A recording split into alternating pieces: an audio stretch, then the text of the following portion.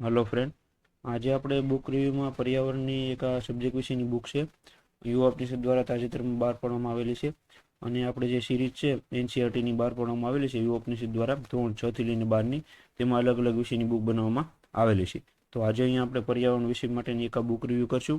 અહીંયા તમે જોઈ શકો છો એનસીઈઆરટી, જીસીઈઆરટી, એનઆઈઓએસની સાઇટ અને તમિલનાડુની બુક છે, એમાંથી જે પર્યાવરણને લગતી માહિતી છે એ બધી આ એક જ બુકમાં કવર કરવામાં આવેલી છે.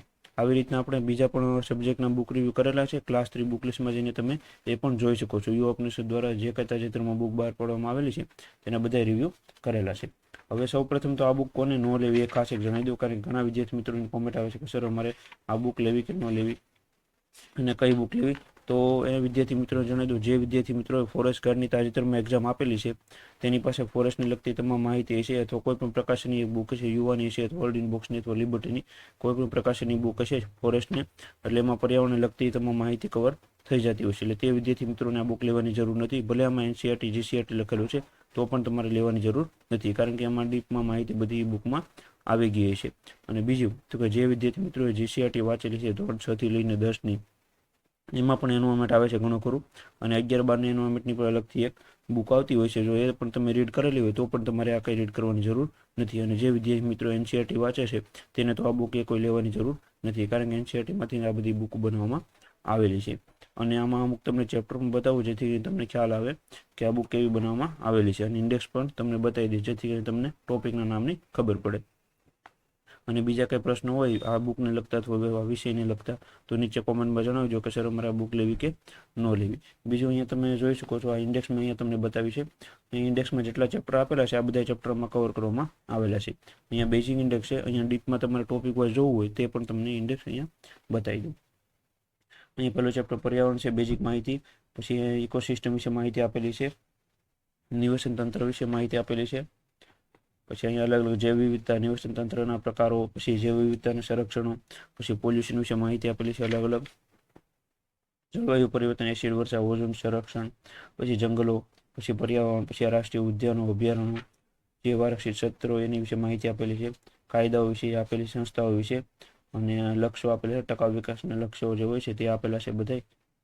પછી અસરોનું મૂલ્યાંકન આપેલું છે, પર્યાવરણની અસરનું મૂલ્યાંકન. પછી આંદોલનો આપેલા છે, અને વ્યક્તિઓ સંકળાયેલા હોય છે પર્યાવરણને લગતા એને આપેલા છે, પુરસ્કારો આપેલા છે. આવી રીતના બુકમાં માહિતી દર્શાવવામાં આવેલી છે. હવે અહીંયા વિડીયો ગમે તો લાઈક કરી આપજો, અને જે બીજી માહિતી જે છે તમને આગળ 3 થી 4 ચેપ્ટર બતાવું જેથી કરીને તમને વધારે ખ્યાલ આવે કે આ બુકમાં કઈ કઈ માહિતી કવર કરવામાં આવેલી છે. અહીંયા એન્વાયરમેન્ટનો બેઝિક ચેપ્ટર આપેલું છે, અને અહીંયા તમે જોઈ શકો છો સ્ટાર્ટિંગમાં બતાવેલું છે કઈ બુકમાંથી કેટલા કેટલા ટોપિક આમાં કવર કરવામાં આવેલા છે. અહીંયા તમે વિડીયો પોઝ કરી અને 2 થી 3 ચેપ્ટર રીડ કરી શકો છો જેથી કરીને તમને ખ્યાલ આવે તમારે આ બુક લેવી કે ન લેવી.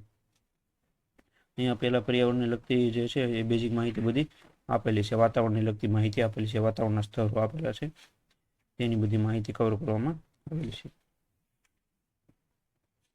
આપણે બુક રિવ્યુ માટે લાવતા હોઈએ છીએ જેથી કરીને તમને ખ્યાલ આવે કે આ બુકમાં કઈ કઈ માહિતી કવર કરવામાં આવેલી છે. એટલે જે વિદ્યાર્થી મિત્રો ન લેવી એ ન પણ લઈ શકે છે, એ પણ એને ખ્યાલ આવશે. કારણ કે ઘણા વિદ્યાર્થી મિત્રો બુક સ્ટોર લઈને ડાયરેક્ટ બુક માંગતા હોય છે, તો એની કરતાં આપણે ચેનલમાં રિવ્યૂ મૂકેલા છે ઘણી બધી બુકના, એ તમે જોશો તો પણ તમને ખ્યાલ આવશે બુકમાં કઈ રીતના માહિતી કવર કરવામાં આવેલી છે. અહીંયા ચેપ્ટર પૂરો છે ત્યારે ઓનલાઈન પ્રશ્નો આપેલા છે, અને પછી પરીક્ષામાં પૂછાયેલા પ્રશ્નો પણ અહીંયા આપેલા છે, અને થોડાક પ્રેક્ટિસ માટે પ્રશ્નો આપેલા છે. આવી રીતના આખી આખી બુક બનાવવામાં આવેલી છે. અહીંયા બીજું ઇકોલોજી તમને જણાવી દઉં, પરિસ્થિતિક તંત્ર વિશે, તેમાં પણ એ જ રીતના માહિતી આપેલી છે. અહીંયા વિડીયો તમારા મિત્રોને શેર કરવો, અને બીજા ક્લાસ 3 અને જીપીએસસી ક્લાસ 1-2નું બુક લિસ્ટ પણ આપણે 2023નું બનાવેલું છે, એ પણ તમારે જોવું હોય તમે જોઈ શકો છો. અને ટૂંક સમયમાં 2024નું બુક લિસ્ટ પણ તમને અપડેટ કરાવી આપીશ, જેથી કરીને જે વિદ્યાર્થી મિત્રોને 2024માં એક્ઝામ આપવાના છે જીપીએસસીની, તે વિદ્યાર્થી મિત્રોને કામ આવી શકે. અહીંયા તમે જોઈ શકો છો જે કંઈ આહાર કડીઓ છે તેના વિશે માહિતી બધી આપેલી હતી.